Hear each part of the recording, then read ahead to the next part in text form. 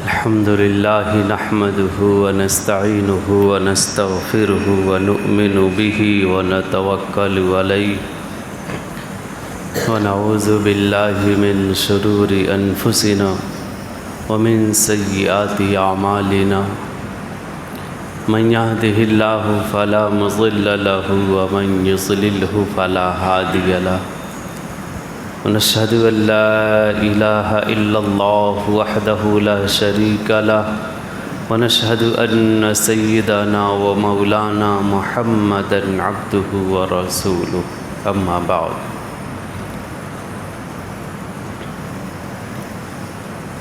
قال الله تعالى في القرآن الكريم يا أيها الذين آمنوا اتقوا الله حق تقاته ولا تموتن إلا وأنتم مسلمون واعتصموا بحبل الله جميعا ولا تفرقوا واذكروا نعمة الله عليكم إذ كنتم أعداء فألف بين قلوبكم فأصبحتم بنعمته إخوانا وكنتم على شفا حفرة من النار فأنقذكم منها كذلك يبين الله لكم آياته لعلكم تهتدون صدق الله العظيم.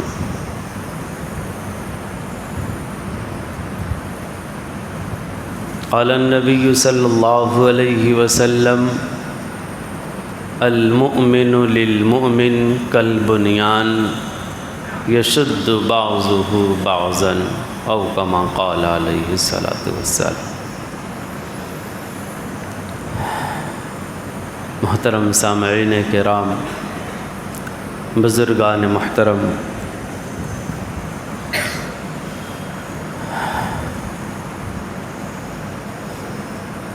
سلسلہ ہمارا سیرت کا چل رہا تھا، پچھلے 2 ہفتے سے منقطع ہو گیا تھا اور آئندہ 2 ہفتے تک مزید منقطع رہے گا، چونکہ اپنے صوبے کے اندر الیکشن کی آمد ہے، اس لیے ہم لوگوں کی بھی کچھ ذمہ داریاں ہیں. کیا ذمہ داریاں ہیں؟ بڑوں نے، ارباب حل و عقد نے، بزرگان دین نے آئندہ دونوں جمعے میں خاص طور سے مسلم پرسنل لاء بورڈ کے ذمہ داران نے اس بات پر توجہ دلائی ہے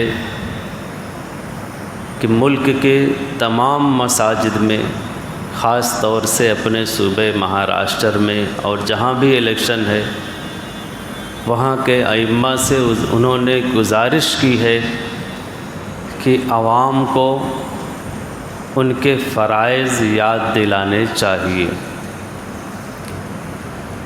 کہنے سننے سے بڑا فائدہ ہوتا ہے، یہ تجربہ بھی ہے. کوئی بات نہ کہی سنی جائے تو نقصان ہوتا ہے. حضرت تھانوی رحمۃ اللہ علیہ سے کسی نے کہا، حضرت تھانوی رحمۃ اللہ علیہ نے کسی سے کہا کہ اپنے گھر میں دین کی باتوں کا مذاکرہ کرتے رہا کرو. تو صاحب نے کہا حضرت فائدہ اس کا؟ تو تھانوی رحمۃ اللہ علیہ نے کہا بہت فائدہ ہوتا ہے. مثال دے کر کے سمجھایا. تکلیف ہوتی ہے بدن میں، درد ہوتی ہے. کیا ہے بھائی؟ پتھری کا درد ہو رہا ہے. مجھ کو تجربہ اس لیے بتا رہا ہوں. کیا کرنا ہے؟ پین کلر لے لو، 24 گھنٹے تک آرام رہے گا، احساس نہیں ہوگا تکلیف کا. کسی کے گھٹنے میں درد ہے، بھئی ایک انجیکشن لگوا لو، 3 مہینے تک گھٹنے کا درد کافور صحیح رہے گا. ایسے بہت سارے انجیکشن آتے ہیں، ایک بار انجیکشن لگوا لو تو 6 مہینے تک 6 سال تک فائدہ رہتا ہے، روز کا تجربہ لوگوں کا۔ ایسے ہی اگر ہم اپنے گھروں میں، اپنے زندگی میں دینی مذاکرات روزانہ وقتاً فوقتاً یا کسی موقع کے مناسبت سے کرتے رہیں گے تو اس کا فائدہ اگلے 24 گھنٹے تک، 4 مہینے تک، 1 مہینے تک، سال تک ضرور رہے گا۔ دھیرے دھیرے ذہول ہو جاتا ہے، بات ذہن سے اتر جاتی ہے، لیکن جب ہم دینی مذاکرہ کرتے رہیں گے، آج ہم نے کیا ہے تو 1 ہفتے تک کم سے کم ہمارے بچوں پر، گھر والوں پر یا لوگوں پر اثر رہے گا۔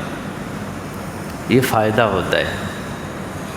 تو چونکہ موقع اور مناسبت کے اعتبار سے جیسے مواقع ہوتے ہیں، علماء کرام اسی لیے ویسے بیانات بھی کرتے رہتے ہیں، اور ویسے ہی گزارشیں بھی آتی رہتی ہیں کہ بھائی آج اس عنوان سے بیان کیا جائے کہ اس کی بڑی ضرورت ہے۔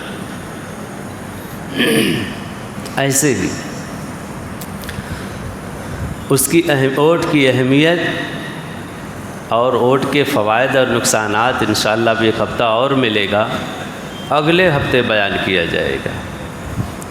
آج جو میں نے آیت پڑھی ہے وہ بھی موقع اور مناسبت کے اعتبار سے، ذہن بنانے کے اعتبار سے ہے، اور زندگی کے ہر لمحے کے لیے ضروری۔ میں نے جو آیت پڑھی، یا ایھا الذین آمنوا اتقوا اللہ حق تقاتہ ولا تموتن الا وانتم مسلمون، کہ ایمان والوں اللہ تعالیٰ سے جیسا حق ہے ویسا ڈرو، صرف نام کے نہیں، جس میدان میں، جس عمل میں، جس جگہ پر اللہ کا جو حق ہے اسی حق کے مناسبت سے ہم عمل کریں کہ اللہ ہم کو دیکھ رہا ہے، ناراض نہ ہو جائے، کہیں گناہ نہ ہو جائے۔ اور جب تمہاری موت آئے تو اسلام پر ہی آئے، یہ ہمیشہ یاد رکھنا۔ اسی لیے حدیث میں آیا ہے کما تحیون تموتون و کما تموتون تحشرون۔ ہم تو یہ کہتے ہیں کہ بھئی موت جیسے آنی ہو تو آ کے رہے گی، ہمارے چاہنے نہ چاہنے سے تھوڑی نہ کچھ ہوتا ہے۔ اللہ کے رسول نے فرمایا نہیں، کما تحیون تموتون، تم جیسے زندگی بسر کرو گے، طرز زندگی تمہارا جیسے ہوگا، تمہاری سوچ کا، تمہارے عمل کا، تمہارے رہن سہن کا، یہ جیسی تمہاری زندگی گزرے گی، جس نظریے اور جس افکار پر، جس سوچ اور جس خیال پر، جس مذہب پر، اسی پر تمہاری موت بھی آئے گی۔ کما تحیون تموتون، جیسے تم زندگی بسر کرو گے ویسے ہی تمہیں موت آئے گی۔ وَكَمَا تَمُوتُونَ تُحْشَرُونَ، اور جس حال میں جیسے تمہاری موت آئے گی، جس سوچ پر، جس امر پر، جس فکر پر، جس مذہب پر، جس ملت پر، ویسے ہی تمہارا حشر ہوگا قیامت کے دن۔ قیامت میں تم اسی حال میں اٹھائے بھی جاؤ گے۔ تو ہماری یہ کوشش ہونی چاہیے کہ ہم اسلام پر ہی زندگی گزاریں، اللہ اور رسول کے حکموں کے خلاف قطعی نہ جائیں، تاکہ ہماری موت بھی اسی پر آئے اور ہمارا حشر بھی اسی پر قائم۔ اگلی آیت، وَاعْتَصِمُوا بِحَبْلِ اللَّهِ جَمِيعًا وَلَا تَفَرَّقُوا، یہ اصل موضوع ہے آج کا۔ اللہ رب العزت نے اتنی بات کہنے کے بعد اب آگے بنیادی بات بتائی کہ دیکھو اللہ کی رسی کو مضبوطی کے ساتھ پکڑے رہنا، واعتصموا، چمٹے رہو، پکڑے رہو، چھوٹنے نہ پائے دامن، بحبل اللہ، اللہ کی رسی کا، ولا تفرقوا، اور اختلاف بالکل مت کرنا زندگی میں۔ اللہ کی رسی کیا ہے؟ اللہ رب العزت نے جو قرآن بھیجا ہے اللہ کی رسی ہے۔ اللہ رب العزت نے جو رسول بھیجا ہے، رسول کا جو طریقہ ہے وہ اللہ کی رسی ہے، قرآن بھی ہے، اللہ کے رسول کا طریقہ بھی ہے، یہ ہے حبل اللہ۔ چمٹے رہو، پکڑے رہو زندگی کے ہر موڑ پر۔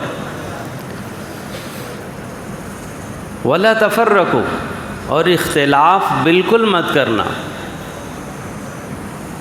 واذکروا نعمت اللہ علیکم، اللہ کی نعمت کو یاد کیا کرو۔ اذ کنتم اعداء فالف بین قلوبکم، اللہ رب العزت نے نازل ہوا کفار مکہ کے سامنے، نازل ہوا مدینے کے مسلمانوں کے سامنے۔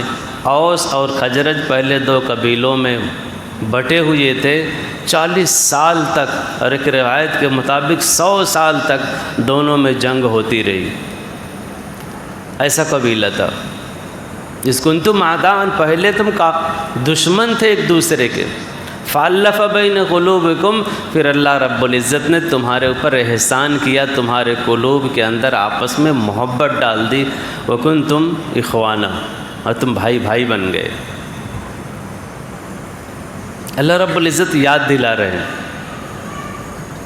اس طرح اللہ رب العزت اپنی نعمتوں کو بیان کرتے۔ یہ اس آیت کا ترجمہ ہے جو میں نے پڑھا۔ یہود نے دیکھا کہ یہ تو اوس اور خزرج والے متحد ہو گئے، دشمنیاں انہوں نے بھلا دی، اب ہمارا کاروبار کیسے چلے گا؟ اختلاف، ان لوگوں کے اختلاف پر، انتشار پر ان کا کاروبار ٹکا ہوا تھا، اب ہمارا کیسے چلے گا؟ لہذا ایک شماس بن قیس نامی ایک یہودی ہے، اس نے گرو گھنٹال تھا جو ان کا، ایک آدمی کو متعین کیا کہ جہاں کوئی پروگرام ہو ان لوگوں کا، جہاں دیکھو کہ اوس اور خزرج یہ دونوں وہاں پر ہوں، تو جنگ بعاث، ایک بڑی لمبی چوڑی جنگ اوس اور خزرج کے درمیان کسی زمانے میں ہوئی تھی، بڑی خونریز تھی۔ تو اس یہودی نے کہا کہ اس کا تذکرہ چھیڑ دینا ذرا، اس کا نتیجہ یہ ہوگا کہ ان کی دوستیاں دشمنیوں میں پھر بدل جائیں گے، ہمارا کاروبار پھر چلے گا۔ تو اس آدمی نے موقع دیکھ کر کے ایک مرتبہ جنگ بعاث کا تذکرہ کیا، اور ہوا بھی وہی کہ مسلمان جو تھے آپس میں دستوں گریباں ہو گئے، ایک دوسرے کے خلاف جو تھے انصار پھر آپس میں لڑنے لگے، قریب تھا کہ لڑائی ہو جاتی۔ اللہ کے رسول کو پتہ چلا، بھاگے بھاگے گئے، مسلمانوں کو متوجہ کیا کہ ابھی میں موجود ہوں، اللہ کا ایک نبی تمہارے درمیان موجود ہے اور تم عصبیت کو ہوا دے رہے ہو، اللہ کی رسی کو نہیں پکڑ رہے ہو۔ اللہ کے رسول نے سمجھایا بجھایا، کام چل گیا۔ پھر آپس میں اتفاق، اتحاد اور محبت کی زندگی بسر کرنے لگے۔ یہ آیت اتحاد کی دعوت دیتی، اتفاق کی دعوت دیتی۔ اس دور کے لیے اور خاص طور سے اس موقع کے لیے یہ آیت ہمارے لیے ایک تقصیر کا درجہ رکھتی۔ آج پھر وہ ظالم طاقتیں، یہود و نصارہ کی طاقتیں، مشرکین کی طاقتیں، آپ یہ کہہ لیجئے کہ ملک مخالف طاقتیں جو ملک کو انتشار کے دہانے پر لے جا چکی ہیں، ان کی بھی یہی نیت ہے کہ یہ مسلمان آپس میں مختلف رہیں، اختلاف کرتے رہیں، ایک دوسرے سے لڑتے رہیں اور ایک دوسرے کے چکر میں پڑے رہیں۔ اس اختلاف کا نتیجہ تاکہ وَلَا تَهِنُوا وَلَا تَحْزَنُوا فَتَفْشَلَ رِيحُكُمْ، ایک دوسری جگہ پر ہے۔ اختلاف کا نتیجہ یہ ہوتا ہے تمہاری ہوا اکھڑ جائے گی، بے قیمت اور بے وقعت ہو جاؤ گے تم۔ یہ قرآن نے کہا مسلمانوں سے اختلاف کی یہ نحوست ہوتی ہے، دشمن طاقتیں آج بھی ہمارے اندر ایسا ہی اختلاف اور انتشار پیدا کرنا چاہتی ہیں، کر رہی ہیں، اور اسی میں ہمیشہ ملوث رکھنا چاہتی ہیں کہ یہ مسلمان کبھی بھی اتفاق اور اتحاد کی طاقت کو سمجھنے ہی نہ پائیں۔